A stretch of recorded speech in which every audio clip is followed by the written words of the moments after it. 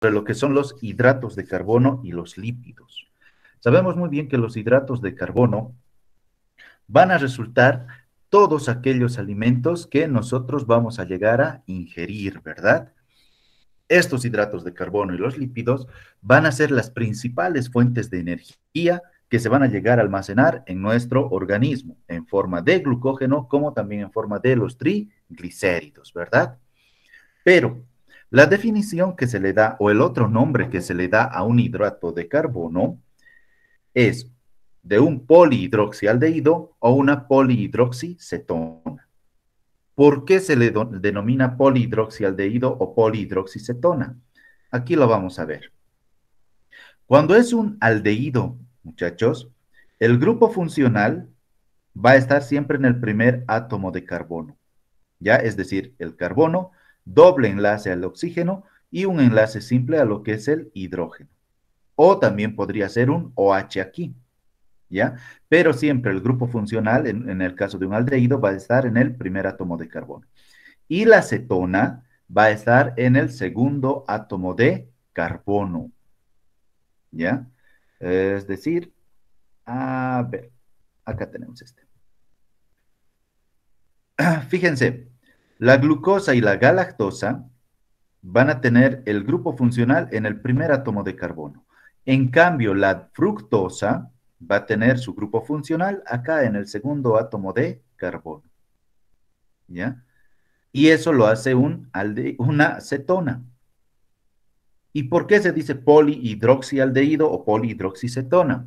Porque en la misma estructura va a tener muchos oxidrilos, como también va a tener hidrógenos y muy aparte hidróxilos, ¿no ven?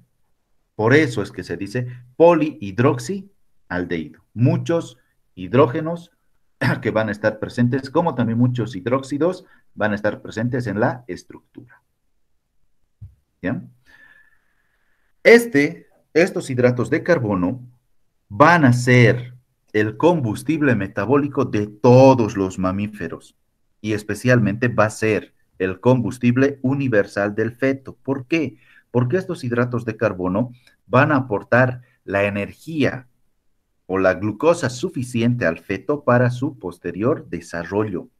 Esta glucosa se va a expresar en forma de ATP y el cuerpo del feto lo va a agarrar esto para poder desarrollarse de buena manera. Va a empezar a formar lo que es el sistema óseo, el tejido nervioso, los distintos órganos, porque si no hubiese una buena cantidad de glucosa en el cuerpo o de la mamá que pueda aportarle al bebé, llegaría a ser insuficiente la cantidad de nutrientes, especialmente en el cuerpo, y no se llegaría a formar o a desarrollar de buena manera el feto.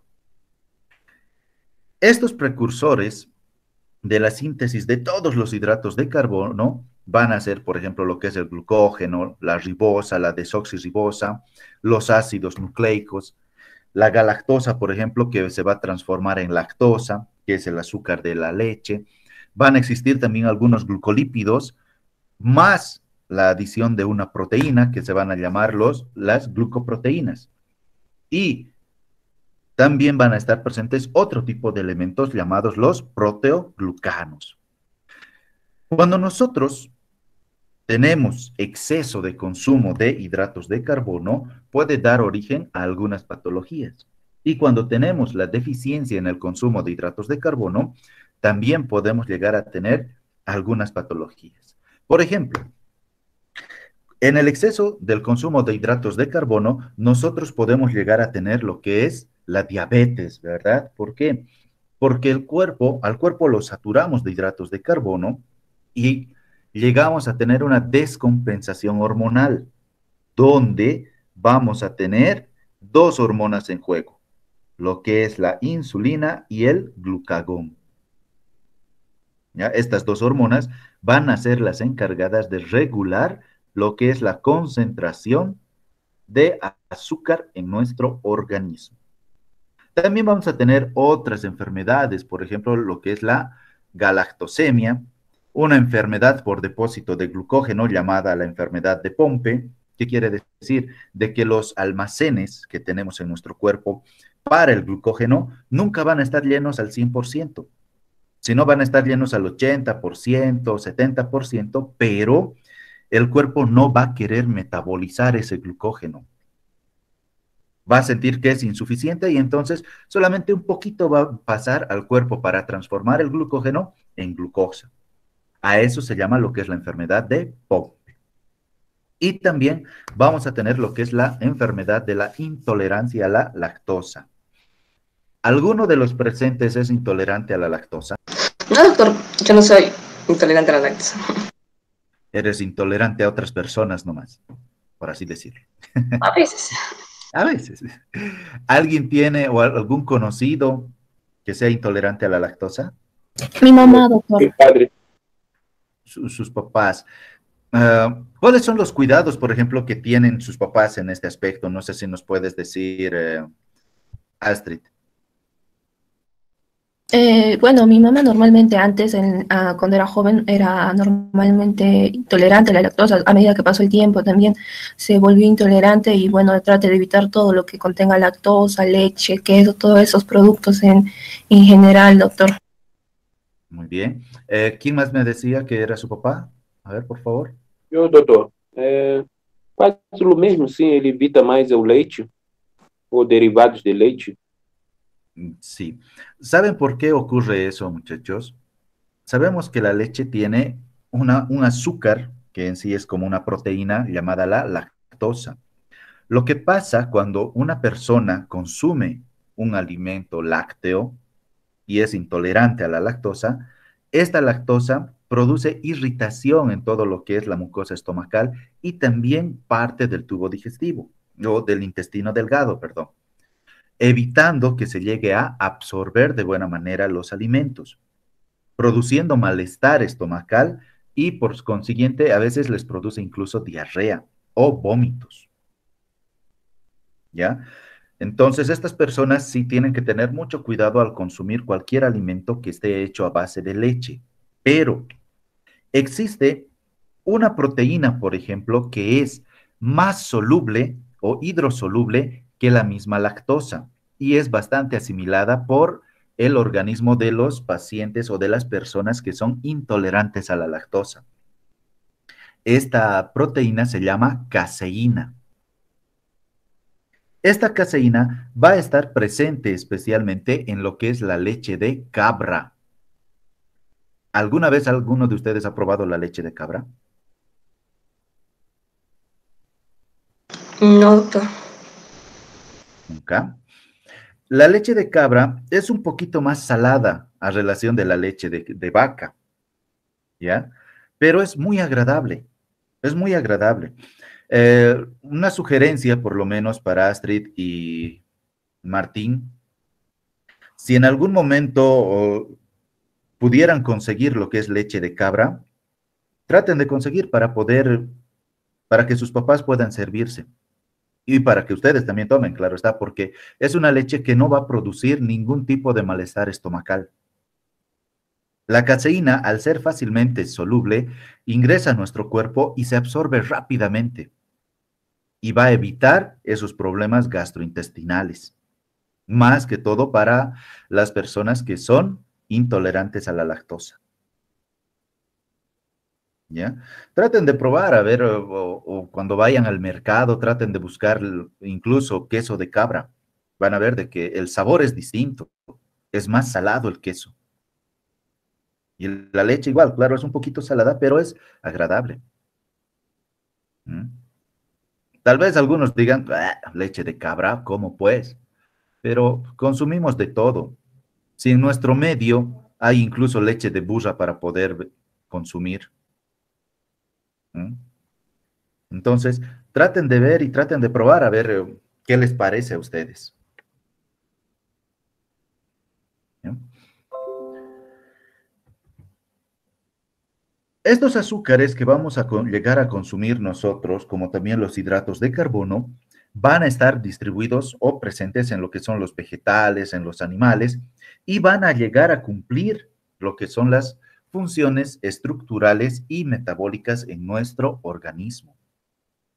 En los vegetales, por ejemplo, la glucosa se va a sintetizar a partir de lo que es el dióxido de carbono y el agua. ¿Mediante qué proceso? Mediante lo que es la fotosíntesis. Y esto se va a almacenar en forma de almidón y se sintetiza como si fuese una celulosa, que va a ser la forma de almacenaje en las plantas. Es como si fuese el glucógeno en nuestro cuerpo. Y el almidón es como si fuese la glucosa. Los animales, por ejemplo, van a llegar a sintetizar lo que son o lo que es la glucosa a partir de lo que son los aminoácidos que ellos llegan a consumir, y por lo general estos aminoácidos van a estar presentes en la mayoría de los vegetales. Entonces, vamos a indicar de que la glucosa es el hidrato de carbono más importante que va a estar presente en el torrente sanguíneo. Y gracias a la hidrólisis que se va a realizar de algunos elementos, como por ejemplo el almidón, vamos a poder obtener lo que son algunos disacáridos, como también monosacáridos. Pero ¿cuáles son los sacáridos o los azúcares más importantes en nuestro cuerpo? Vamos a tener azúcares tanto de 3 átomos de carbono, como de 4 átomos de carbono, de 5 átomos de carbono, y los más importantes van a ser de 6 átomos de carbono. De 3 átomos de carbono, por ejemplo, tenemos lo que es el gliceraldehído. El de 4 tenemos la eritrosa y la triosa. De 5 átomos de carbono está la ribosa, la arabinosa, la xilosa y la lisosa. En cambio, en los de 6 átomos de carbono, vamos a tener la alosa, altrosa, la glucosa, manosa, gulosa, la idosa, la galactosa y también la talosa. Pero aquí también falta lo que es la fructosa.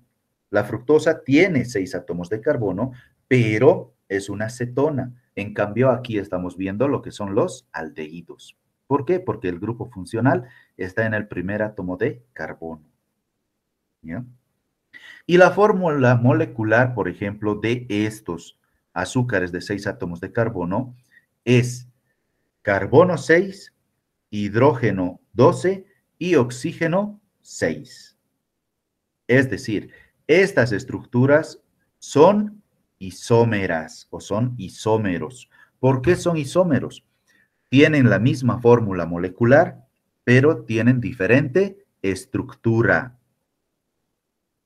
¿Ya? Es como decir, es un sinónimo. ¿Qué es un sinónimo? Tiene el mismo significado, pero diferente pronunciación, ¿verdad? O diferente escritura, mejor dicho. Entonces, si nosotros nos fijamos, por ejemplo, la alosa va a tener, ¿cuántos átomos de carbono? 6. ¿Cuántos hidrógenos?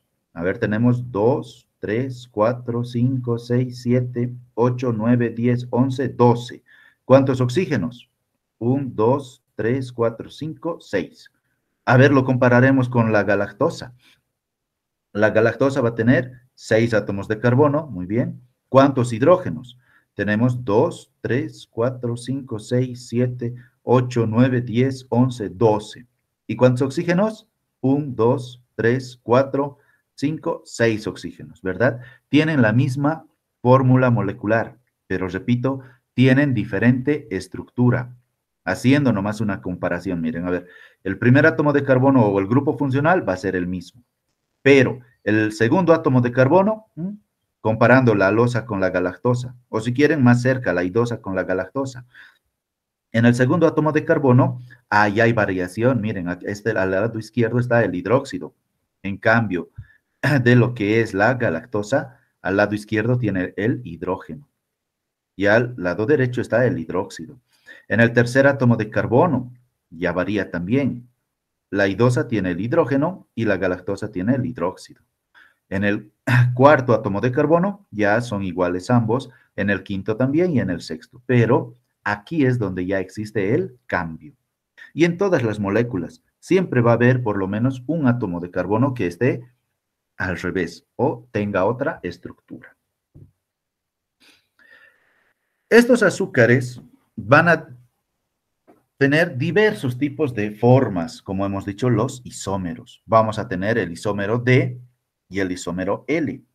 El isómero D, como tenemos acá, si se han dado cuenta, D-glucosa, D-idosa, vamos a llamarlo, cuando tengan una D, vamos a llamarlo una molécula original, ¿de acuerdo? Pero cuando nosotros digamos L, nos vamos a referir que es una copia de lo que es la molécula original, pero en reflejo del espejo. ¿Qué quiere decir eso? Que la estructura va a estar copiada a la inversa. Más claro, si nosotros nos paramos frente a un espejo y levantamos nuestra mano derecha, nuestro reflejo, ¿qué mano va a levantar?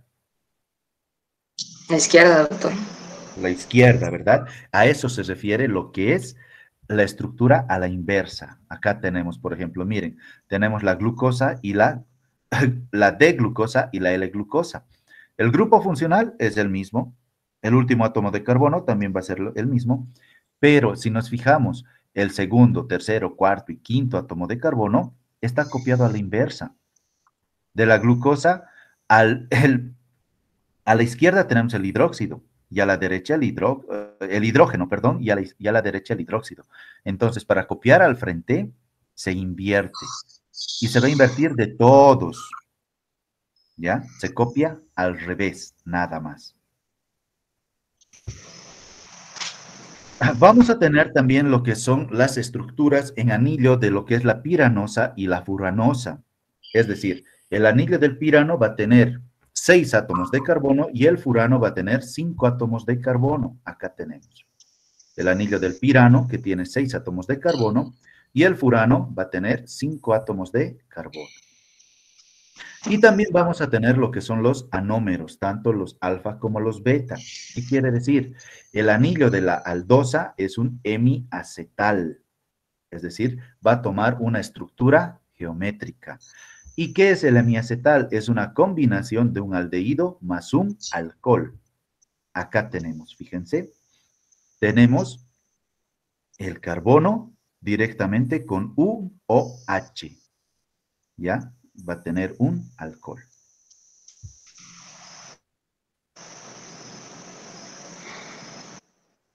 Pío, estás con micrófono abierto. Perdón, doctor. Gracias. Bien. Acá tenemos lo que son las otras estructuras también. Miren, tenemos lo que es el alfa-dex o D-glucopiranosa y el alfa-D-glucofuranosa.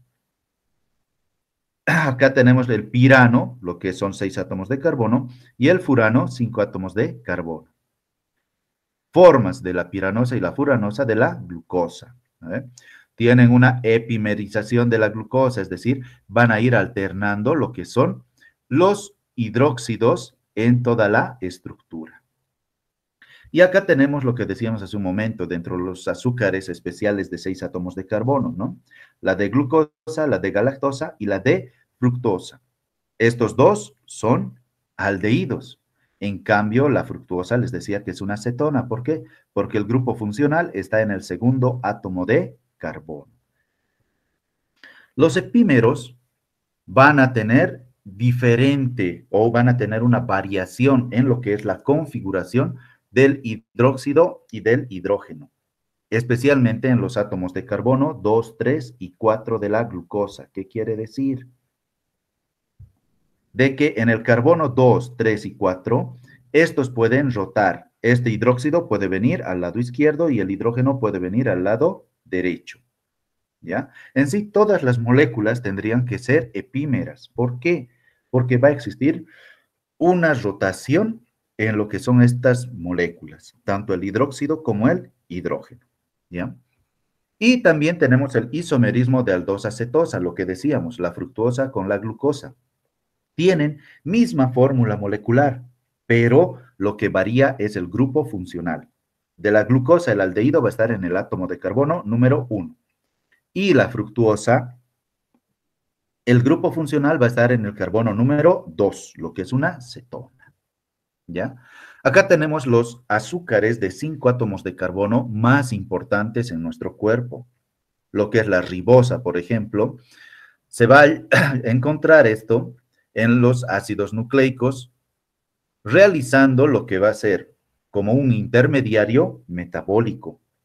Es importante la ribosa en nuestro cuerpo, ¿por qué? Porque es un componente estructural de los ácidos nucleicos y también puede llegar a actuar como si fuese una coenzima. Tenemos la ribulosa, la arabinosa, la silosa y la silulosa. ¿Ya? Este cuadrito lo van a estudiar, muchachos. Por eso les voy a pasar las diapositivas. Y las hexosas de importancia fisiológica, es decir, los azúcares de 6 átomos de carbono que son importantes para nuestro organismo. Tenemos la glucosa, la fructuosa, la galactosa y la manosa. La glucosa, ¿de dónde vamos a obtener? De la hidrólisis del almidón y también en los jugos de fruta. ¿Por qué es importante? Porque es el principal combustible metabólico en nuestro organismo. ¿Ya? La fructuosa se va a obtener a partir de la hidrólisis del azúcar de caña y los jugos de fruta también. Es importante porque es de un fácil metabolismo por medio de la glucosa o de manera directa para poder utilizarlo en nuestro organismo. Estos azúcares van a estar unidos entre sí mediante lo que son los enlaces glucosídicos para llegar a formar glucanos complejos. ¿Qué quiere decir? De que se va a unir un azúcar tras otro azúcar para llegar a formar una molécula más grande. A estos azúcares los vamos a clasificar según a la cantidad de azúcares que tengan o lleguen a formar una estructura. Por ejemplo, vamos a tener los monosacáridos. ¿Qué es un monosacárido? Es aquel azúcar que no se va a poder degradar a una molécula inferior. Es lo más básico. Es decir, va a estar compuesto de un solo azúcar. Aquí van a estar incluidos lo que son las triosas, tetrosas, pentosas, las hexosas, también las septosas, las aldosas, cetosas y aquellos azúcares que tengan un grupo aldehído como también un grupo cetona. ¿Ya? Luego tenemos los disacáridos. Los disacáridos van a ser aquellos azúcares que están compuestos por 2 monosacáridos. Es decir, 1 más 1 son 2, ¿verdad? Ahí se forman lo que son los disacáridos. Acá va a estar, por ejemplo, la lactosa, maltosa, la sacarosa y la trealosa. Y los oligosacáridos. Va a ser la condensación o la agrupación de 2 a 10 monosacáridos. Bueno, no solamente de 2 a 10, sino aquí estos oligosacáridos van a tener un rango de referencia, por decir de 4 a 8, de 8 a 12, de 8 a 16, ¿ya? Pero hay un rango de referencia. Te dice de tanto a tanto, ¿ya? Y siempre tiene que ser en número par. ¿Para qué? Para que estos lleguen a formar disacáridos. En cambio, los polisacáridos se dice de que va a ser la condensación o la agrupación de más de 10 monosacáridos, pero igual tiene que ser en pares. Puede ser más de 10, más de 12, más de 14, más de 16, más de 4, ¿ya? Pero igual en pares. No va a haber un rango de referencia. Siempre va a decir más de ahí. Aquí van a estar incluidos lo que son los almidones, las dextrinas, que pueden llegar a formar los hexosanos como también los pentosanos. La estructura de la glucosa, por ejemplo, puede llegar a variar dependiendo el lugar donde se encuentre. Esta estructura de la glucosa puede adoptar 3 tipos de formas. La primera es una estructura de cadena recta llamada aldohexosa. La tenemos acá, por ejemplo. Esta es la forma de cadena lineal o llamada aldohexosa. ¿Ya? La cadena. La segunda es una proyección cíclica. ¿Por qué cíclica? Porque está formando una estructura geométrica de 6 lados. Sería un hexágono. A esta estructura, si nosotros la inclinamos un poquito, vamos a poder ver una estructura semiplanar.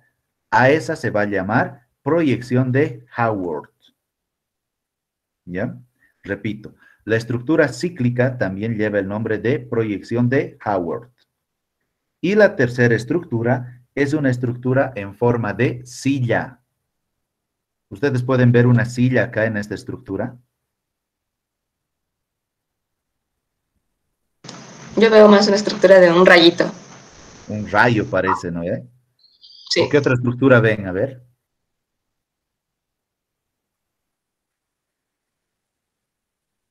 Una persona nomás está en la clase. Wow. Doutor, eu vejo uma cilha de aquela de piscina, que se queda em piscina. Exactamente, muy bien. Parece es una silla de piscina o de playa. ¿Por qué? Tenemos lo que es el espaldar, tenemos la posadera y tenemos para que cuelgue lo que son los pies. Y la parte de abajo sería el soporte. Pareciera un sillón echado más que todo, ¿verdad? Esa es la tercera estructura, la forma de silla. Y es cierto, cuando a mí la docente me preguntaba o decía en la clase, ¿ven la forma de silla? Yo decía, parece rayo, parece H, parece lo que sea, pero yo nunca veía una silla, nunca. Hasta que ahora sí, parece una silla, ¿no? Parece. Los azúcares desoxi van a carecer de un átomo de oxígeno y estos van a llegar a formar otro tipo de estructuras. Por ejemplo, lo que es la desoxirribosa, que esta va a estar presente en el DNA. También van a existir algunos azúcares amino, lo que son las exosaminas.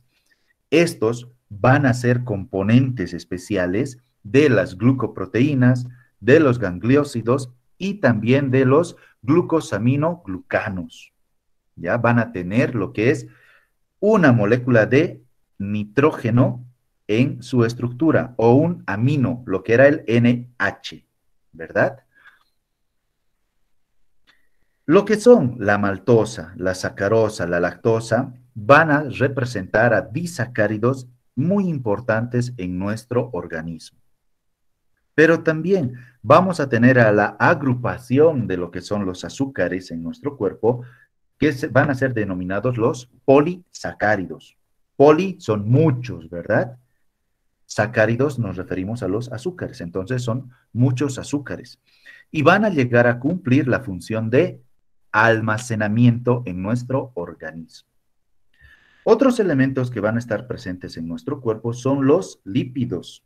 Y ya habíamos visto, ¿no? La anterior semana, los lípidos de importancia fisiológica.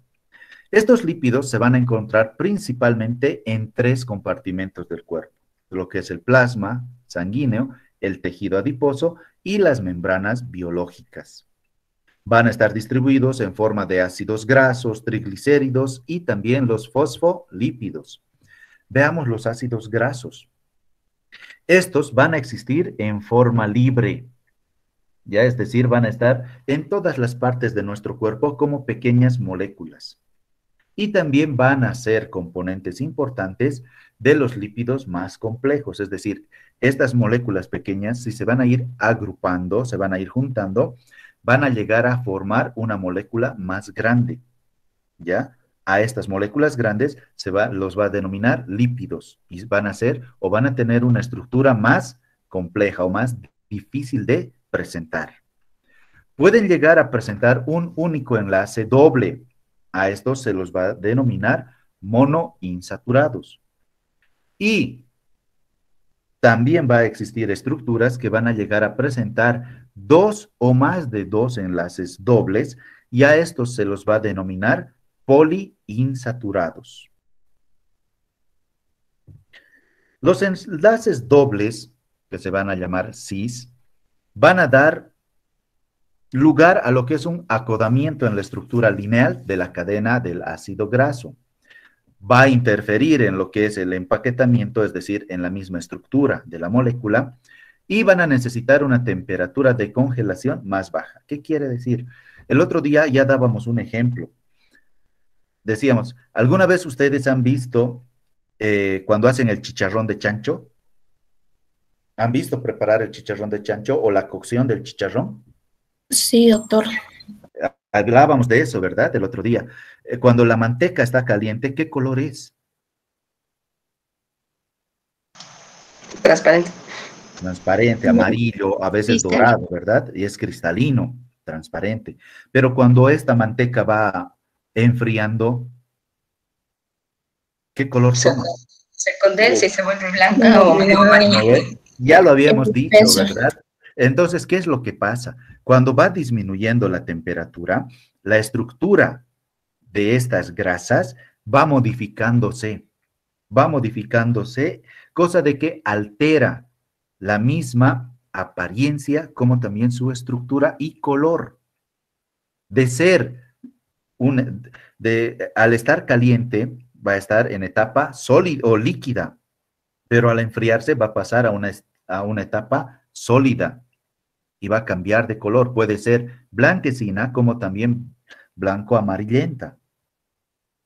Y en algunos casos es semisólida, cuando no se condensa bien. Lo mismo pasa, por ejemplo, con el agua. El agua, cuando se llega a enfriar, las moléculas van a estar más pegaditas, más juntitas, llegando a formar una estructura sólida. Y puede cambiar el color o no el hielo.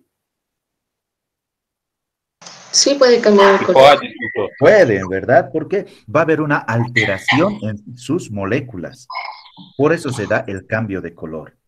Y no solamente vamos a ver eso en lo que son las grasas o el agua, podemos ver en cualquier otro elemento que llega a cambiar de color cuando llega a disminuir la temperatura. Luego tenemos lo que son los triglicéridos, o llamado también triacilgliceroles. Estos van a estar presentes más que todo en los tejidos vegetales y también en algunos tejidos animales. Se van a encontrar en la naturaleza en forma de ésteres de glicerol, llegando a formar un triacilglicerol, o llamado para nosotros un triglicérido. Ya sea que estos pueden estar en forma de aceites, en etapa líquida, o en forma de grasas, que va a estar en etapa sólida. En nosotros, en los seres humanos, los triglicéridos se van a almacenar en forma sólida, llamada grasa o también sebo. Y esto va a estar presente ¿dónde? En lo que es el tejido adiposo. Y pueden ser degradados o pueden llegar a formar lo que es el glicerol y también los ácidos grasos. ¿Esto en qué? En respuesta a señales hormonales y posteriormente que se van a liberar en el plasma para ser metabolizados en otros tejidos, sobre todo en lo que es el músculo y el hígado. Pero vamos a hablar especialmente a esto, a lo que se refiere a las señales hormonales. Las hormonas especialmente, en su mayoría las hormonas van a estar formadas por lo que son los ácidos grasos. Sí, para formar hormonas nosotros muchachos necesitamos grasa. Y aquí lo vamos a relacionar, por ejemplo, con el metabolismo, tanto en el varón como en la mujer.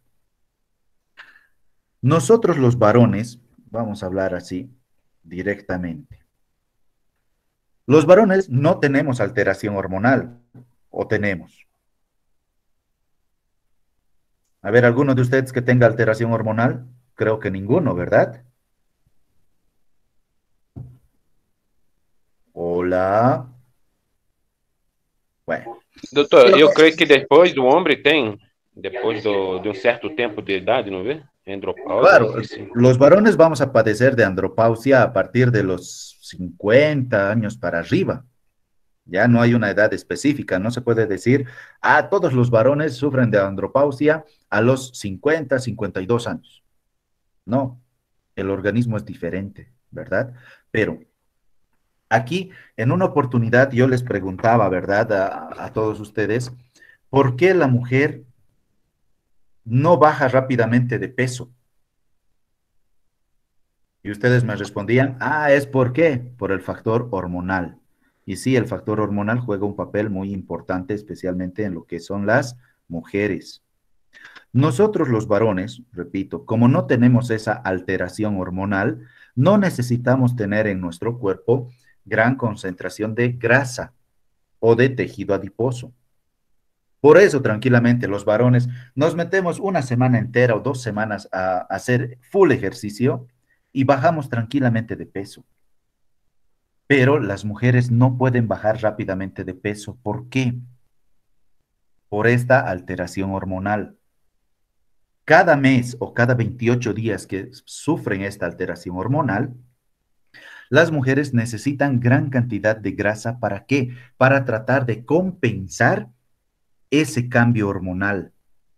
Su mismo cuerpo va a decir, ah, ya estamos llegando a la etapa donde va a venir el Andrés, entonces necesito esta cantidad de grasa y voy a empezar a formar lo que son las hormonas, para que cuando venga Andrés ya estemos preparados nosotros al cambio hormonal. Y a veces dentro de ese cambio hormonal existe lo que es el estrés nervioso en las mujeres, donde altera todavía esta producción hormonal. Puede producir poca cantidad de hormonas y entonces el cuerpo se ve necesitado y nuevamente produce estas hormonas. ¿Ya? Por eso más que todo es de que las mujeres por lo general no bajan rápidamente de peso o no llegan a eliminar lo que es el tejido adiposo. ¿Por qué? Repito, necesitan esta concentración de grasas para poder producir mayor cantidad de hormonas. ¿Ya? Dentro de lo que son los enlaces en los ácidos grasos y en todas las grasas, van a presentar un enlace éster.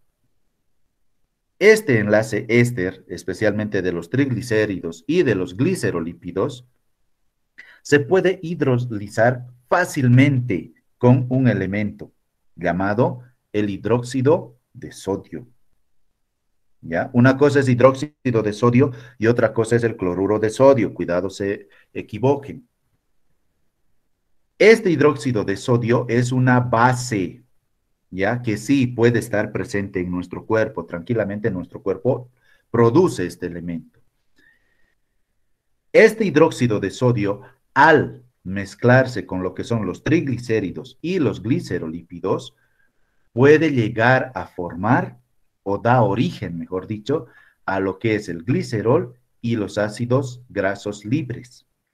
A este proceso de hidrolización de los triglicéridos se denomina saponificación. ¿Ya?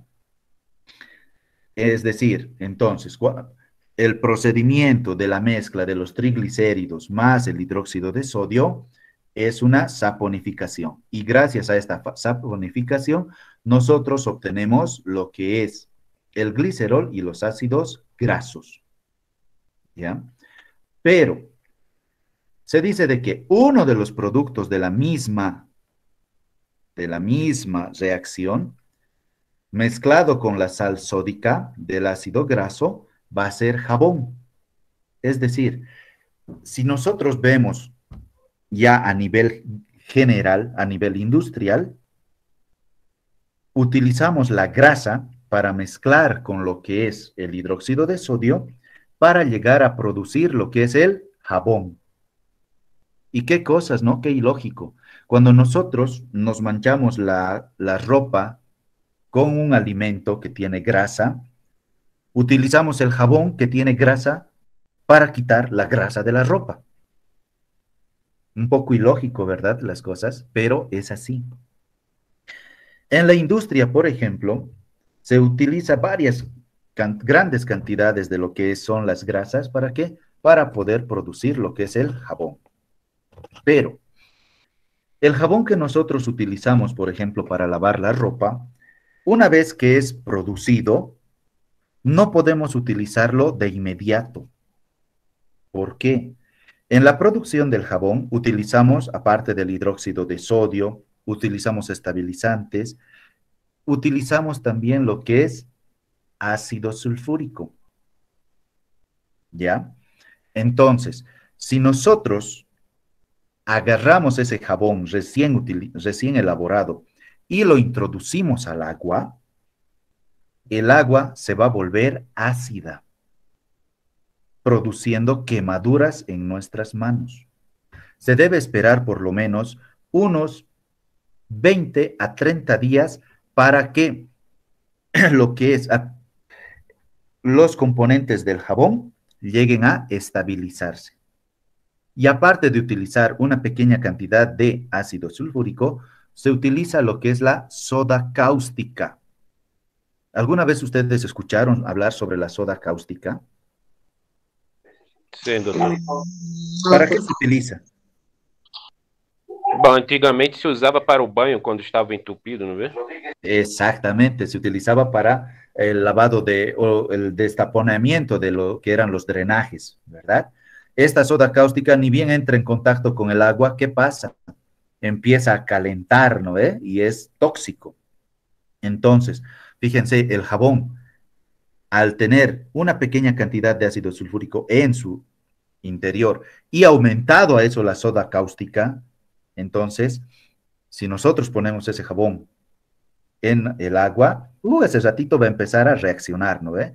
Entonces, para que se inactiven estos elementos, tenemos que dejar en reposo por lo menos unos 20 a 30 días. Y ahí recién se puede utilizar y no va a producir daños a nuestra piel. Se dice que... Doutor, Dime. há saca-graça que utiliza para lavar as panelas, as olhas, que é forte também aqui em Bolívia, que puxa, quando eu uso aqui em minha casa, eu tenho que derralhar uns atos e salir, porque me hace um dano. Algo así como el... Sí, van a tener mucho cuidado, muchachos, porque por experiencia propia les digo, es un líquido bastante irritante, ya, para las mucosas. Si ustedes van a llegar a inhalar este olor de este sacagrasa especialmente, les va a irritar lo que es la mucosa nasal, les va a hacer arder, les va a doler, les va a producir rinorrea y puede llegar hasta lo que es su garganta en una de esas inhaladas fuertes. Van a sentir de que el líquido ha entrado hasta su garganta, se va a irritar también la garganta, se va a tapar momentáneamente y les va a producir tos. Se assim me hace, aí eu tenho que aplicar o produto e salir uns atos, deixar agir, não é? E depois recém eu vou e saco a graça delas olhas. Vas a tener mucho cuidado, Martín, porque ese producto, por ejemplo, se tiene que utilizar en espacios abiertos o tienes que hacer ventilar lo que es la cocina para poder utilizar eso. Es tóxico. Sí, igual o ácido daño também é la mano. Creio que Exactamente. queima, algo assim. Trata de usar guantes para lavar las ollas y barbijo. Si es posible, 3 barbijos te pones. ¿Ya? Les decía por experiencia propia, porque la primera vez que yo utilicé, casi me intoxico con eso. Bueno, hasta ahora no aprendo, por así decirlo, porque igual nomás, o sea, claro, abro las ventanas del departamento y para lavar, ya sea las ollas o la cocina especialmente, lo fumigo, pero claro, como hay ventilación, se siente el olor, pero es poco, entonces tengan mucho cuidado. Y para lavar, repito, pónganse guantes. De preferencia utilicen los guantes de goma de lavar ropa, esos, porque si utilizan los guantes quirúrgicos, facilito se llega a deshacer con ese líquido. ¿Ya? Tengan mucho cuidado al emplear este tipo de sustancias, que son tóxicas, de verdad, son tóxicas. Es más tóxica que la relación tóxica que muchos estudiantes tienen, por así decirlo. El glicerol se dice de que carece o no tiene un átomo de carbono asimétrico o quiral, es decir, que no tiene un átomo de carbono central. Pero la numeración que se le da al glicerol va a estar dada por un sistema de numeración que va a brindar la estereoquímica. No se va a decir carbono 1, carbono 2 o carbono 3. En vez de decir carbono, se le va a decir SN. ¿Ya? Pero en el carbono número 2, el hidróxido siempre va a estar a la izquierda. ¿Ya? Entonces, la numeración va a ser SN1, SN2, SN3, SN4. ¿Ya?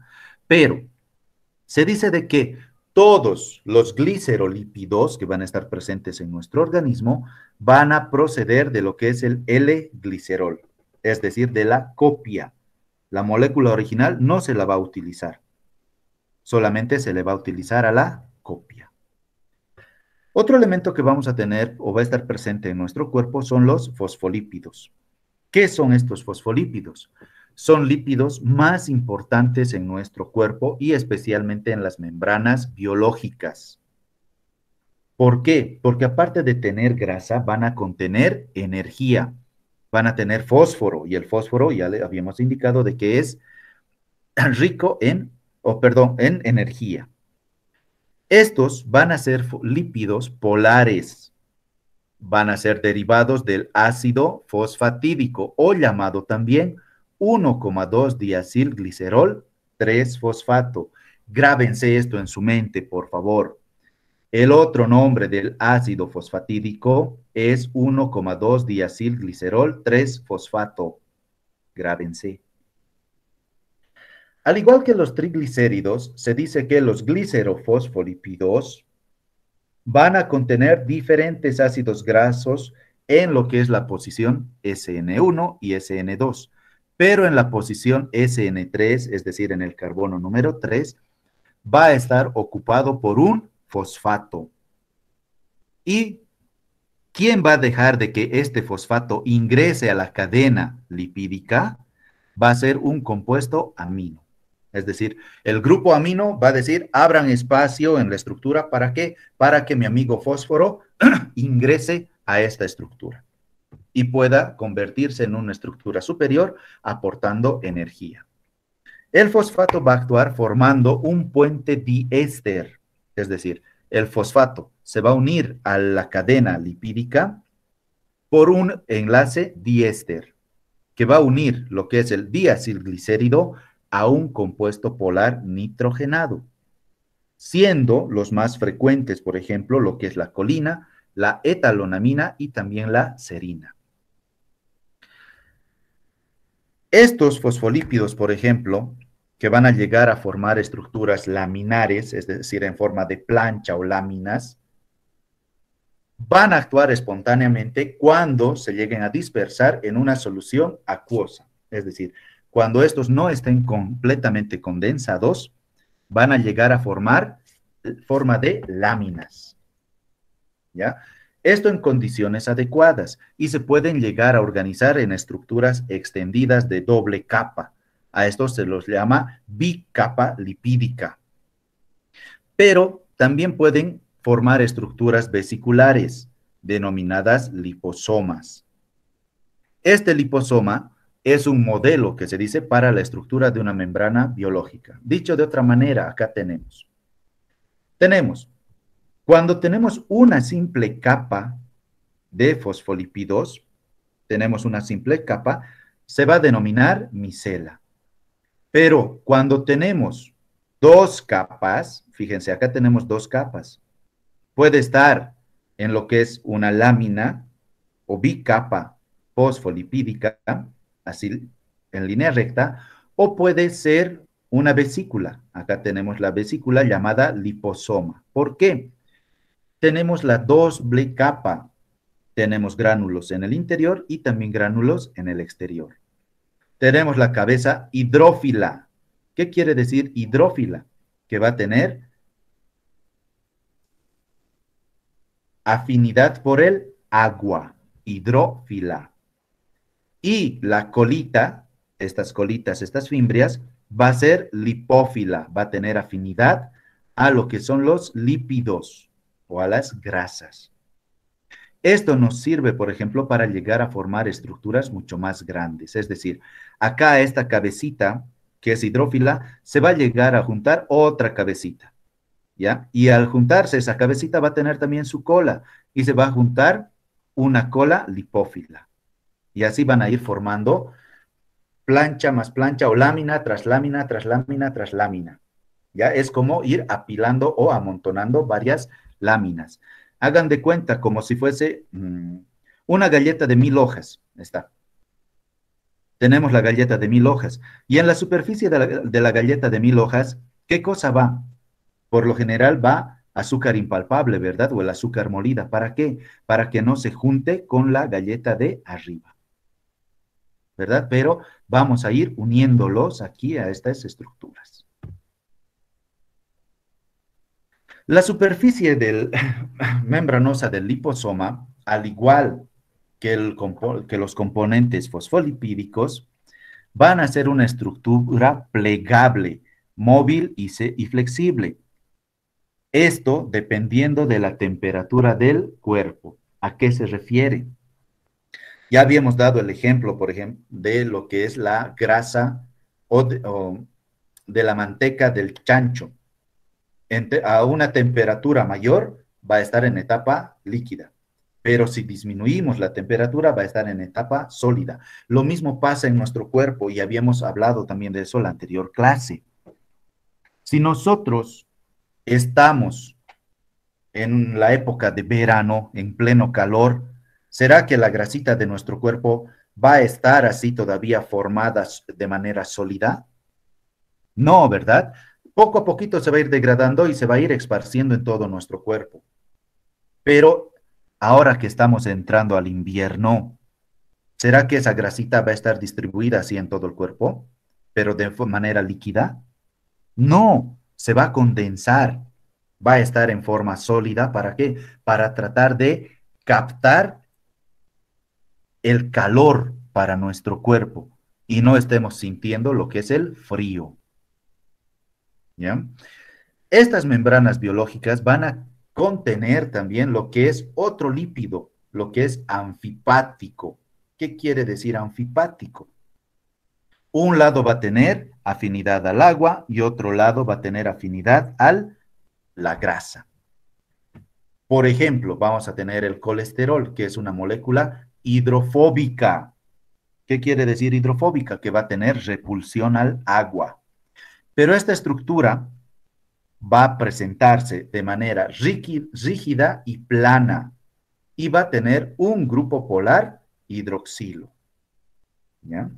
Este colesterol se va a encontrar en todas las membranas biológicas y va a actuar como un modulador de la fluidez de la membrana, es decir, que el colesterol va a ayudar a todas las células, especialmente en su membrana, para que éstas puedan moverse o puedan transportarse en nuestro organismo. ¿Ya? Pero el exceso de colesterol, por ejemplo, es dañino para nuestro cuerpo. Se dice que existen dos tipos de colesterol, el colesterol bueno y el colesterol malo. El colesterol malo va a estar representada por las LDL, ¿verdad? Que estas se van a llegar a alojar en lo que son los vasos sanguíneos, produciendo lo que es la arteriosclerosis. En cambio, el colesterol bueno va a ser las HDL. ¿Qué quiere decir o de qué se encarga este colesterol bueno? Es el colesterol que tiene bajo peso molecular y baja densidad. Entonces, estos van a ayudar a que las LDL no se queden en los tubos sanguíneos o en los vasos sanguíneos y va a tratar de eliminar todo eso de nuestro cuerpo para que los mismos vasos sanguíneos estén libres de grasa y pueda fluir tranquilamente la sangre.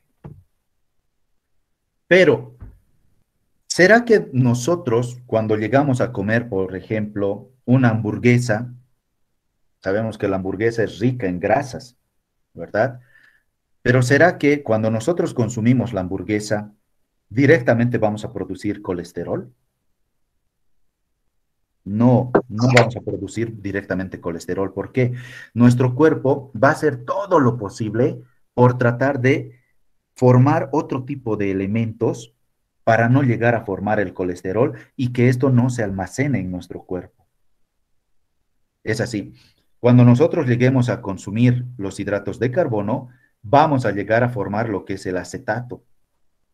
El acetato va a formar la acetilcoenzima A.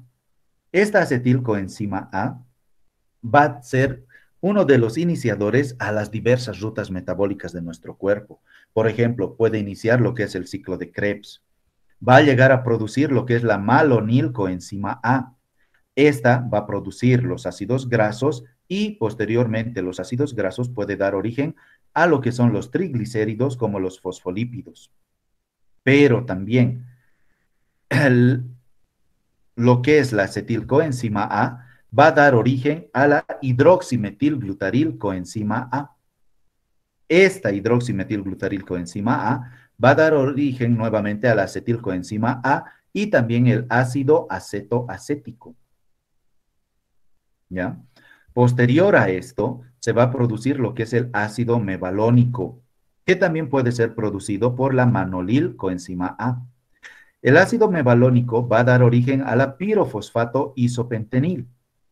Este, a su vez, va a dar origen a la pirofosfato farmesil, va a dar origen después al escualeno, el escualeno va a dar origen al lanosterol, posterior a eso va a venir el simosterol, y viene después el demosterol, y finalmente se va a llegar a producir lo que es el colesterol. Pero a lo largo de toda esta degradación, estos elementos, como es el ácido mevalónico, el pirofosfato isopentenil, van a ser utilizados en diversas rutas metabólicas o para la formación de otros elementos. Cosa de que el cuerpo dice, ya no quiero formar colesterol, pero por favor traten de utilizar lo más que puedan de esto que estamos ingiriendo, de estas grasas que estamos consumiendo. Pero si nosotros nos excedemos en el consumo de grasas, es decir, a mediodía comemos grasa, a media tarde estamos comiendo otra vez grasa, en la noche para rematarlo estamos comiendo 2 hamburguesas, por así decirlo, estamos saturando a nuestro cuerpo de grasa. Entonces va a existir bastante concentración de estos elementos. Pero nuestro cuerpo, al no saber cómo utilizar estos, va a decir, no vamos a utilizar todavía, entonces den origen a lo que es el colesterol. Y este colesterol, cuando ingresa a nuestro cuerpo, sí. Entonces, es por eso que las personas que son obesas o gorditas tienen problemas cardiovasculares. Obviamente, al no liberar ese tipo de grasas, justamente el cuerpo la almacena debido a todas las cosas que llega a hacer para luego formar el colesterol, y también puede tener, obviamente, por consecuencia, las personas gorditas van a tener el colesterol alto, ¿cierto? Exactamente. Cuando nosotros, por ejemplo, o cuando una persona consume bastante grasa, bastante frituras, no tiene una dieta saludable, más bien tiene una dieta rica en grasas, lo que va a hacer su cuerpo es, no va a metabolizar lo que pueda del resto de los elementos. Pero como hay gran cantidad, entonces eso se va a convertir directamente en colesterol. Y el cuerpo va a decir, pucha, como no puedo almacenar más, ya, colesterol, andate al tejido adiposo. Se va a ir acumulando en lo que es la región del abdomen, en el caso de los varones, y algunas partes del cuerpo. En el caso de las mujeres ya habíamos visto, ¿no? De que el exceso de hidratos de carbono, especialmente, o de tejido adiposo, se va a acumular ¿dónde? Se va a acumular en las mejillas, en lo que son los cachetes especialmente, en los brazos, en parte de lo que son las piernas o los muslos, en los glúteos y en las caderas, y después recién va a venir a lo que es el abdomen, ¿verdad? Pero cuando una persona excede lo que es esa concentración, el colesterol va a decir, ya estamos todos llenos. Entonces, bueno, ni modo, vamos a buscar dónde nos quedamos. Y al estar yendo o al estar siendo transportadas en el torrente sanguíneo, va a decir, pero aquí hay harto espacio. Entonces, se van a ir acumulando en los vasos sanguíneos, especialmente en lo que son las arterias. Y cuando existe un taponamiento de parte de las arterias, ahí es donde se va a llegar a producir lo que es la famosa arterioesclerosis, acumulación de grasa en las arterias.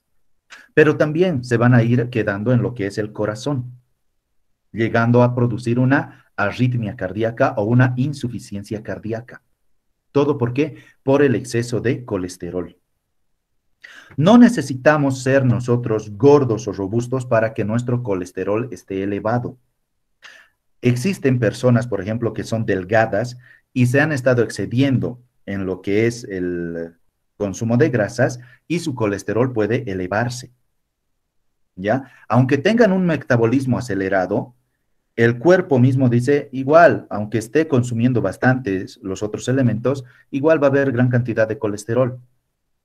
Entonces, lo que tiene que hacer esta persona es disminuir la concentración de grasas. A veces es cierto, nosotros cuando estamos en la universidad o estuviésemos en la universidad pasando clases, nuestras clases por lo general nosotros acomodamos nuestro horario para que sean seguiditas, para ir 1, 2 o 3 días máximo a la universidad y el resto de los días estar descansando en casa o dedicarlo a lo que es otra actividad. ¿Sí o no? Sí, sabemos eso. Sí, doctor. A ver, pero cuando llega a mediodía o a media mañana, por decir, o a media tarde, ustedes hacen desgaste mental. ¿Por qué? Porque están tratando de prestar atención en clase. Digo tratando porque no todos prestan atención, ¿verdad? Hay algunos que sí prestan y otros que no. Cuando hacen desgaste mental, salen de clase con hambre y cansados y lo único que quieren es comer algo que reponga rápidamente las energías. Algunos optan, sí, por una fuente natural, que son, o una fuente sana, que es una ensalada de frutas, por decir. Pero muchos dicen, ensalada de frutas no me llena mucho.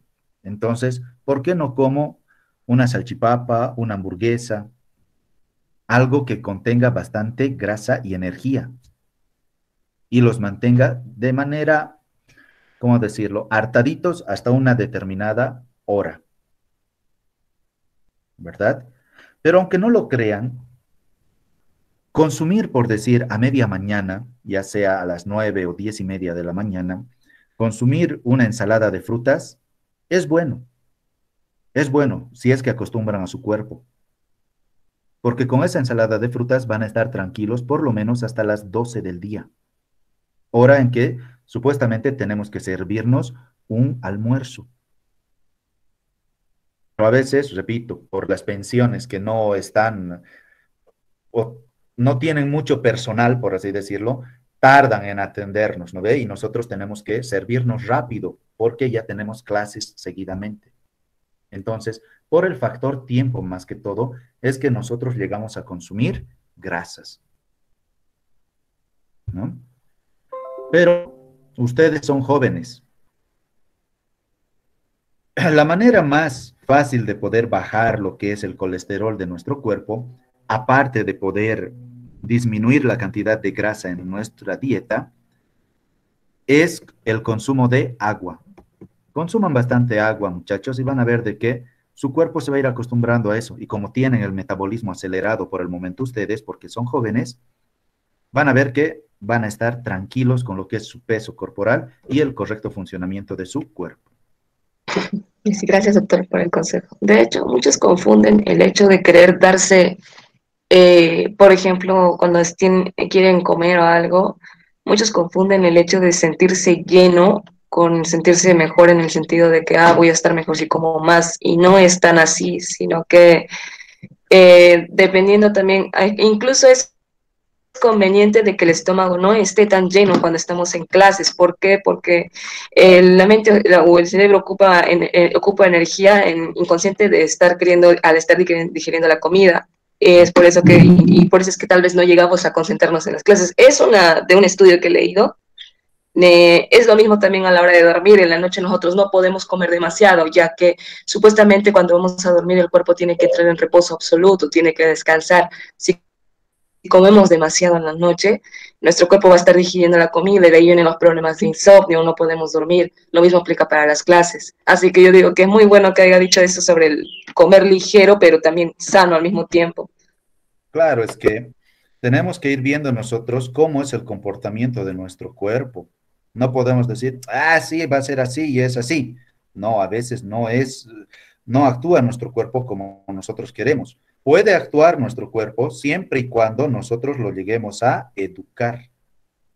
Si no lo educamos, entonces nuestro cuerpo va a querer más, más y más todavía alimento para poder metabolizar. ¿Ya? Y aquí yo les ponía un cuadrito que actúa también la grasa en nuestro cuerpo. Dice, fíjense, es el corazón y dos moléculas de grasa. Y una le dice a la otra, y recuerda lo que acordamos. Esta vez yo hago de bueno y tú eres el colesterol malo. Y fíjense, pero ustedes confiarían en esa molécula de grasa que le está diciendo, que le está hablando a la otra molécula. No, doctor, de hecho creo que lo que está diciendo es que no existe colesterol malo, sino el exceso de colesterol. Exactamente. O sea, trata de confundir al cuerpo, hacerle ver de que, ah, sí, yo soy el colesterol bueno. Y cuando llega al corazón, ajá, pues muestra sus garras, como se dice, muestra su otra cara. Y no había sido colesterol bueno, había sido colesterol malo. ¿Ya? Entonces, respecto a lo que es los hidratos de carbono y el consumo de lípidos, muchachos, todo eso depende de nosotros para tener un correcto metabolismo en nuestro organismo. ¿Ya? Si nos excedemos, habíamos visto de que podemos llegar a tener alguna patología como la obesidad o la misma diabetes. Si no consumimos lo necesario, entonces también vamos a tener otras patologías, como por ejemplo la desnutrición, la malformación de huesos, lo que son los huesos frágiles o también que puede estar relacionado con una osteoporosis, ¿verdad? Entonces, no tenemos que consumir mucho alimento como también poco. Tenemos que consumir algo equilibrado. ¿Ya? ¿Hay alguna pregunta hasta acá, muchachos?